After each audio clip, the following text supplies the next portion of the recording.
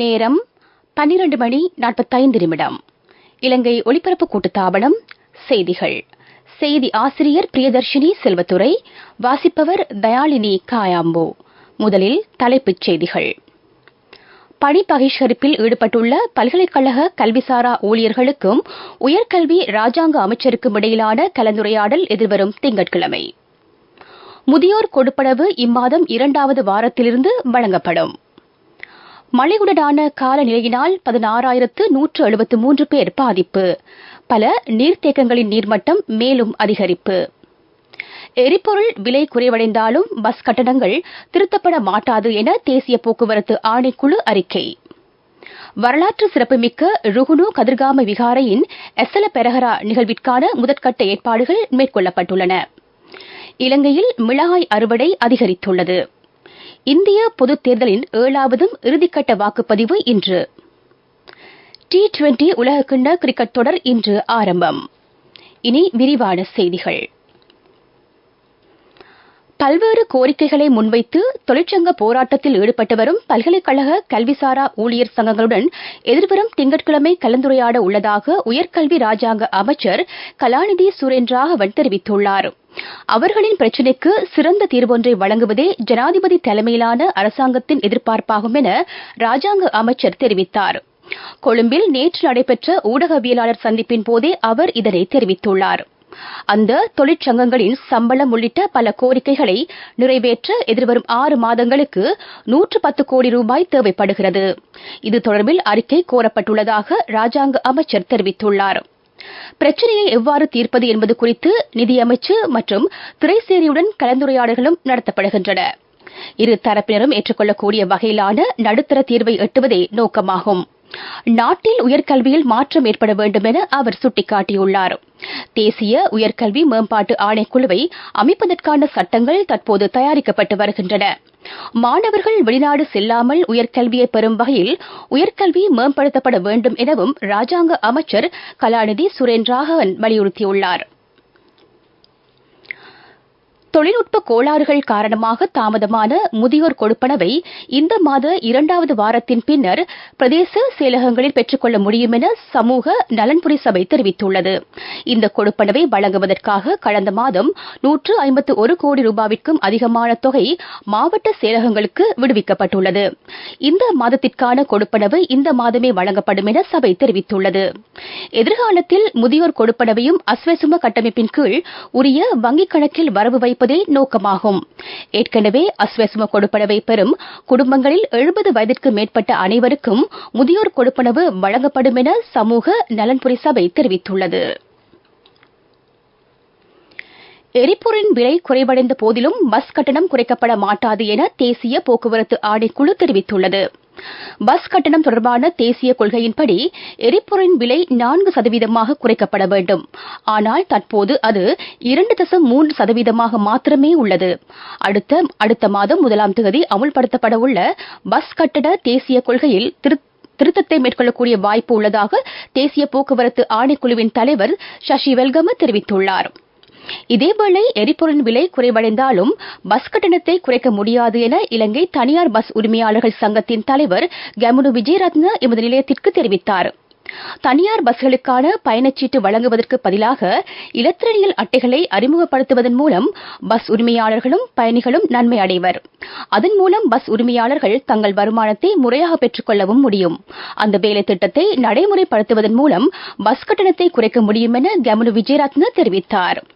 இதேவேளை எரிபொருளின் விலை குறைந்தாலும் முச்சக்கர வண்டி கட்டணத்தை குறைக்க முடியாது என அகில இலங்கை முச்சக்கர வண்டி சாரதிகள் தொழிற்சங்கத்தின் தலைவர் லலித் தர்மசேகர எமது நிலையத்திற்கு தெரிவித்தார்.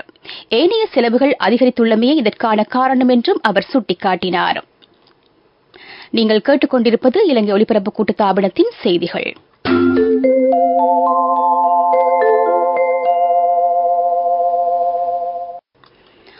மழையுடன் கூடிய காலநிலை காரணமாக 4,515 குடும்பங்களைச் சேர்ந்த 16,173 பேர் பாதிக்கப்பட்டுள்ளதாக அனர்த்த முகாமைத்துவ மத்திய நிலையத்தின் உதவி பணிப்பாளர் ஜானக ஹந்துன் பதிராஜ தெரிவித்துள்ளார்.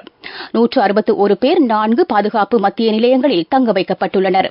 8 பேர் உயிரிழந்துள்ளதாக அறிவிக்கப்படுகிறது. மழையுடன் கூடிய காலநிலையினால் 20 மாவட்டங்களில் உள்ள 191 பிரதேச செயலக பிரிவுகள் பாதிக்கப்பட்டுள்ளன. 28 வீடுகள் முற்றாக அழிவடைந்துள்ளன. 5022 வீடுகள் பகுதியளவில் சேதமடைந்துள்ளன. இதேவேளை பல மாவட்டங்களுக்கு நேற்று விடுக்கப்பட்ட மண்சரிவு அபாய எச்சரிக்கை மேலும் நீடிக்கப்பட்டுள்ளதாக தேசிய கட்டிட ஆராய்ச்சி அமைப்பின் சிரேஷ்ட விஞ்ஞானி கலாநிதி வசந்த சேனாதீர தெரிவித்துள்ளார். களுத்துறை, கண்டி, நுவரேலியா, ரத்தினபுரி ஆகிய மாவட்டங்களின் 6 பிரதேச செயலக பிரிவுகளுக்கு 2ஆம் கட்ட மண்சரிவு அபாய எச்சரிக்கை விடுக்கப்பட்டுள்ளது. 7 மாவட்டங்களின் 29 பிரதேச செயலக பிரிவுகளுக்கு முதற்கட்ட மண்சரிவு அபாய எச்சரிக்கை விடுக்கப்பட்டுள்ளது. குறிப்பாக மலைகள் மற்றும் ஓடைகளை அண்மித்த பகுதிகளில் வசிக்கும் மக்கள் எச்சரிக்கையுடன் இருப்பது அவசியமாகும். தற்போது பெய்து வரும் மழையுடனான காலநிலையால் பிட்டிகல நகரின் பல பிரதேசங்கள் வெள்ளத்தில் மூழ்கியுள்ளதாக எமது செய்தியாளர் தெரிவித்துள்ளார். பிட்டிகல ராணுவ முகாம் அமைந்துள்ள பிட்டிகல பிரதேசம், பிட்டிகல வடக்கு, பிட்டிகல வீதி மற்றும் அதனை சூழவுள்ள தாழ்நில பகுதிகள் வெள்ளத்தில் மூழ்கியுள்ளன. பிட்டிகல மத்தக்க பம்பரவான வீதியும் பிட்டிகல மாப்பலகம வீதியும் வெள்ளத்தில் மூழ்கியுள்ளன. பிட்டிகல மத்தக்க பம்பரவான பிரதேசத்தில் வீடொன்றின் மீது கல் வீழ்ந்ததில் வீட்டில் உள்ள உடைமைகளுக்கு சேதம் ஏற்பட்டுள்ளது. வீட்டில் இருந்தவர்களுக்கு எந்தவித பாதிப்பும் இல்லை. பாதிக்கப்பட்ட குடும்ப உறுப்பினர்கள் தற்போது அந்த இடத்திலிருந்து வெளியேற்றப்பட்டுள்ளனர். இதேவேளை கடந்த 24 மணித்தியாலத்தில் பெய்த கடும் மழையினால் பிரதான நீர்த்தேக்கங்களின் நீர்மட்டம் 80% தாண்டியுள்ளதாக நீர்ப்பாசன திணைக்களத்தின் பொறியியலாளர் சகுரா தில்ஹாரா தெரிவித்துள்ளார். கழுகங்கை, நீல்வளா கங்கைகளை அண்மித்த பகுதிகளில் வசிப்போர் இதுகுறித்து அவதானத்துடன் இருக்க வேண்டும் என வலியுறுத்தப்பட்டுள்ளது. பத்தேகம பிரதேசத்தின் கிங் கங்கையை அண்மித்த பகுதிகளில் வசிப்போரும் நீல்வளா கங்கையின் அக்குரஸ்த பகுதிகளில் வசிக்கும் மக்களும் கழுகங்கையின் முலாத்சிங்கள பிரதேச செயலக பிரிவுகளில் வசிக்கும் மக்களும் ஆறுகளின் நீர்மட்டம் குறித்து அவதானத்துடன் செயல்பட வேண்டும் என அவர் கேட்டுக் கொண்டுள்ளார். ஜனாதிபதி ரணில் விக்ரமசிங்க 2 வருடங்கள் என்ற குறுகிய காலப்பகுதியில் இலங்கை மக்களின் வாழ்வை மீட்டெடுப்பதில் வெற்றி ஈட்டியுள்ளதாக ஐக்கிய தேசிய கட்சியின் பொதுச் செயலாளர் பாலித ரங்கே பண்டார தெரிவித்துள்ளார். எமது நிலையத்தில் இன்று நடைபெற்ற சுபாரதி நிகழ்ச்சியில் கலந்து கொண்ட போது அவர் இதனை தெரிவித்துள்ளார். ரணில் விக்ரமசிங்க மற்றும் அவரது ஆட்சி நாட்டுக்கு இன்றியமையாதது என்றும் அவர் குறிப்பிட்டுள்ளார். வரலாற்று சிறப்புமிக்க ருகுணு கதிர்காமம் விகாரையின் எசல பெரஹரா நிகழ்வு அடுத்த மாதம் 6ஆம் தேதி முதல் 21ஆம் தேதி வரை நடைபெற உள்ளதாக பஸ்நாயக்க நிலைமே டிஷான் குணசேகர தெரிவித்துள்ளார். ஜூலை மாதம் 22ஆம் தேதி இடம்பெற உள்ள மாணிக்க கங்கையின் நீர்வட்டு நிகழ்வுகளுடன் எசல பெரஹரா நிகழ்வு நிறைவடையும். வரலாற்று சிறப்புமிக்க ருகுணு கதிர்காமம் விகாரையின் எசல நிகழ்வை ஏற்பாடு செய்வது தொடர்பான ஆரம்பகட்ட கலந்துரையாடல் முனராகலை மாவட்ட செயலாளர் RMPSP ரத்நாயக்க தலைமையில் இடம்பெற்றது. பிரதான செய்தி வழங்குவோர் ஒவ்வொரு வீட்டிலும் இருக்க வேண்டிய வீட்டு வைத்தியர் சித்தாலேப. இலங்கையின் வருடாந்த மிளகு அறுவடை 23,000 மெட்ரிக் டன்னாகும். ஆனால் இது கடந்த ஆண்டு 30,000 மெட்ரிக் டன்னை தாண்டியதாக ஏற்றுமதி விவசாய திணைக்களம் தெரிவித்துள்ளது. மிளகு செய்கைக்கு நவீன தொழில்நுட்பத்தை அறிமுகப்படுத்தியமை, மானியங்கள் வழங்கப்பட்டமை, நீடித்த மழையுடனான காலநிலை என்பன மிளகு விளைச்சல் அதிகரிக்க வழிவகுத்துள்ளதாக அமைச்சர் மஹிந்த அமரவீர தெரிவித்துள்ளார்.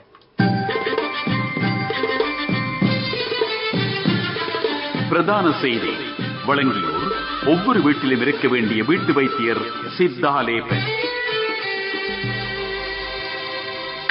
உங்கள் கவனத்திற்கு தற்போது நிலவும் மழையுடன் கூடிய காலநிலை காரணமாக டெங்கு நோய் பரவல் அதிகரித்துள்ளதாக சுகாதார அமைச்சின் தேசிய டெங்கு கட்டுப்பாட்டு பிரிவின் பணிப்பாளர் டாக்டர் சுதத் சமரவீர தெரிவித்துள்ளார்.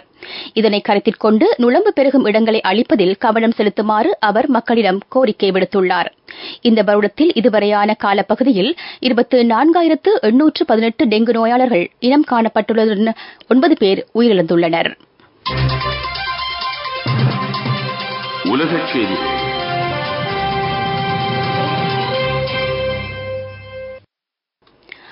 காசா பகுதியில் மோதலை முடிவிற்கு கொண்டு வருவதற்காக இஸ்ரேல் முன்வைத்துள்ள யோசனையை ஏற்றுக்கொள்ளுமாறு அமெரிக்க ஜனாதிபதி ஜோ பைடன் ஹமாஸிடம் கோரிக்கை விடுத்துள்ளார்.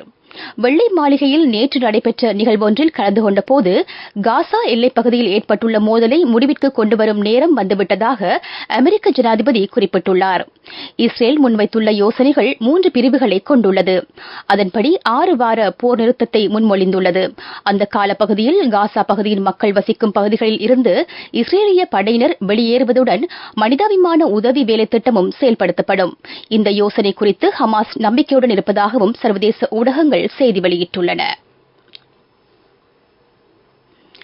இந்திய பொதுத் தேர்தலின் 7வதும் இறுதியுமான வாக்குப்பதிவு இன்று ஆரம்பமானது. அதன்படி பஞ்சாப், உத்தரப்பிரதேஷ், மேற்கு வங்காளம், உத்தரகாண்ட் மற்றும் ஏனைய 7 மாநிலங்களுக்கான தேர்தல் இன்றைய தினம் ஆரம்பமானது. பிரதமர் நரேந்திர மோடியின் தொகுதியான வாரணாசியிலும் இந்த கட்டத்தின் கீழ் வாக்குப்பதிவு நடைபெறுகிறது. வாக்குகளை எண்ணும் நடவடிக்கை எதிர்வரும் செவ்வாய்க்கிழமை ஆரம்பமாக உள்ளது. அன்றைய தினம் மதியம் அல்லது மறுநாள் காலை முடிவுகளை வெளியிட இந்திய தேர்தல் ஆணைக்குழு தயாராகி வருகிறது. இந்திய பாராளுமன்றம் அல்லது மக்களவையின் 543 உறுப்பினர்களை தெரிவு செய்வதற்கு 97 கோடி வாக்காளர்கள் வாக்களிக்கும் உலகின் மிகப்பெரிய தேர்தலாக இந்திய பொதுத் தேர்தல் கருதப்படுகிறது. அபிவிருத்தி செய்திகள்.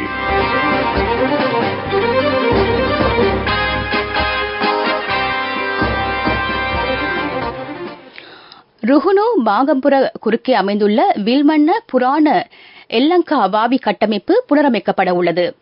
காலநிலைக்கு ஏற்ற நீர்ப்பாசன விவசாய செயற்திட்டத்தின் ஹம்பாந்தோட்டை மாவட்ட அலுவலகம் இதனை மேற்கொள்கிறது. ஹம்பாந்தோட்டை பிரதேச செயலகத்திற்கு உட்பட்ட புந்தல கிராம சேவையாளர் பிரிவில் அமைந்துள்ள இந்த வாவி கட்டமைப்பில் பல வாவிகள் உள்ளடங்குகின்றன. இத்திட்டம் நிறைவடைந்த பின்னர் சுமார் 400 விவசாய குடும்பங்களுக்கு விவசாயம் செய்வதற்கான நீர் வசதி வழங்கப்படும். விளையாட்டுச் செய்திகள். சர்வதேச கிரிக்கெட் கவுன்சில் 9வது தடவையாக ஏற்பாடு செய்துள்ள T20 உலகக்கிண்ண கிரிக்கெட் தொடர் இன்று ஆரம்பமாகிறது. அமெரிக்கா, மேற்கிந்திய தீவுகள் இணைந்து தொடரை நடத்துகின்றன. இன்று பிற்பகல் நடைபெறவுள்ள நிகழ்வின் பின்னர் அமெரிக்கா மற்றும் கனடா அணிகளுக்கு இடையிலான முதலாவது போட்டி அமெரிக்காவின் கிரேட் பிரேரி மைதானத்தில் நடைபெறவுள்ளது. கிரிக்கெட் வரலாற்றில் அதிக எண்ணிக்கையிலான அணிகள் பங்கேற்கும் உலகக்கிண்ண கிரிக்கெட் தொடர் இதுவாகும். இந்த தொடரின் ஆரம்ப சுற்றுக்கு 20 அணிகள் தகுதி பெற்றுள்ளன. இலங்கை அணி டி பிரிவில் பங்கேற்க உள்ளது.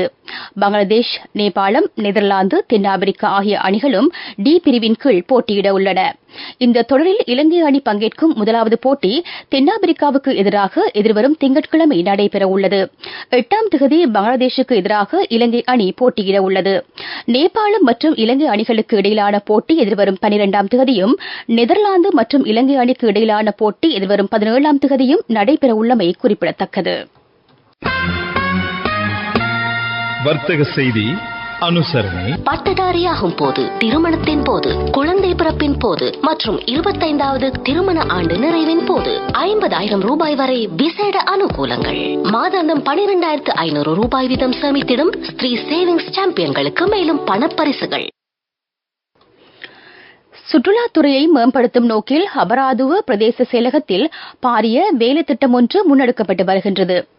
சுற்றுலா தலமான உணவட்டுணவில் அழகிய கடற்கரை, வரலாற்று சிறப்புமிக்க ருமஸ்ஸல மலை, கொக்கல தடாகம், மார்ட்டின் விக்ரமசிங்க அருங்காட்சியகம் மற்றும் மடோல்முவ ஆகியவை இதே பிரதேசத்தில் அமைந்துள்ளன. அங்கு 33 கிராம சேவையாளர் பிரிவுகள் சுற்றுலா அபிவிருத்தி பகுதிகள் என பெயரிடப்பட்டுள்ளன. உணவட்டுண பிரதேசம் சுற்றுலா அபிவிருத்தி வலயமாக பல வருடங்களுக்கு முன்னர் வர்த்தமானி அறிவித்தலின் ஊடாக பிரகடனப்படுத்தப்பட்டுள்ளமை குறிப்பிடத்தக்கது. பட்டதாரியாகும் போது, திருமணத்தின் போது, குழந்தை பிறப்பின் போது மற்றும் 25வது திருமண ஆண்டு நிறைவின் போது 50,000 ரூபாய் வரை விசேட அனுகூலங்கள். மாதாந்தம் 12,500 ரூபாய் வீதம் சேமித்திடும் ஸ்ரீ சேவிங்ஸ் சாம்பியன்களுக்கு மேலும் பணப்பரிசுகள்.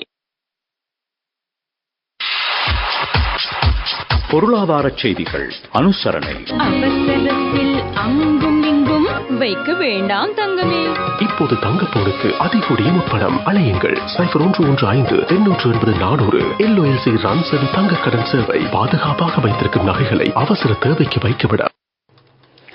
சிறு தேயிலை தோட்ட அபிவிருத்தி அதிகார சபை சிறு தேயிலை தோட்ட உரிமையாளர்களுக்கு கடன் உதவி திட்டத்தை நடைமுறைப்படுத்துகின்றது. தேயிலை செய்கையை மேம்படுத்துவது இதன் நோக்கமாகும். இந்த வேலை திட்டம் ஆசிய அபிவிருத்தி வங்கியின் உதவியின் கீழ் செயல்படுத்தப்படுகிறது. தேயிலை மீள் நடுகை, புதிய செய்கை, தரிசு நிலங்களில் நடுகை செய்தல், நீர் வளங்கள் போன்றவற்றிற்கு இதன் கீழ் கடனை பெற்றுக் கொள்ளலாம். அதிகபட்சமாக 3 கோடி ரூபாய் வரை கடன் வழங்கப்படுகிறது. கடனை திருப்பி செலுத்துவதற்காக 10 வருடங்கள் வழங்கப்படுவதுடன் நிவாரண காலமாக 2 ஆண்டுகள் விவசாயிகளுக்கு வழங்கப்படும்.